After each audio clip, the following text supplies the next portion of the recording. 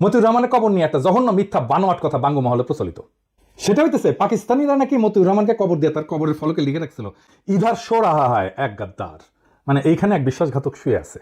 এটা একদম সবার মুখে মুখে প্রচলিত। আপনি সার্চ দিলে, ফেসবুকে সার্চ দেন, গুগলে সার্চ দেন, এটা আপনি পাবেন। বিএনপির অফিসিয়াল ফেসবুক পেজে এই কথা ছড়ানো হয়েছে। দেখেন কি লিখছে, পাকিস্তানে একটি কবরের উপরে লেখা ছিল ইধার শো রাহা হয় এক গাদ্দার। বাংলা অর্থ, এখানে শুয়ে আছে এক বেঈমান। পাকিস্তানের সেই গাদ্দারটি কে তা কি আমরা জানি? তিনি বাংলাদেশের বীর শ্রেষ্ঠ মতিউর রহমান।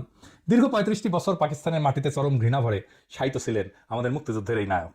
2006 সালে তৎকালীন প্রধানমন্ত্রী বেগম খালেদা জিয়ার ঐকান্তিক প্রচেষ্টায় বীর শ্রেষ্ঠ মতিউর রহমানের দেহাবশেষ বাংলাদেশে ফিরিয়ে আনা হয়, পরিপূর্ণ মর্যাদায় দেশের মাটিতে দাফন করা হয়। বাংলাদেশে তার মৃতদেহ আসা পর্যন্ত খালেদা জিয়া এয়ারপোর্টে অপেক্ষা করছিলেন। হে মৃত্যুঞ্জয়ী, তোমার আত্মবলিদানের বিনিময়ে আমরা পেয়েছি একটি স্বাধীন মানচিত্র।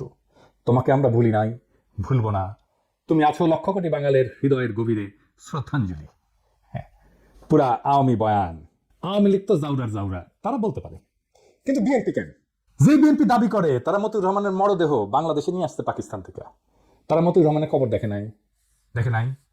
ওখানে লেখা ছিল যেখানে গাদ্দার শুয়ে আছে, তারা অপমান করে কবর দিছিল পাকিস্তানিরা। মতিউর রহমানের কবরে আসলে কি লেখা ছিল? আজকে এই এপিসোডে ভুয়া মিথ চিরতরে জয় বাংলা করে দেবো।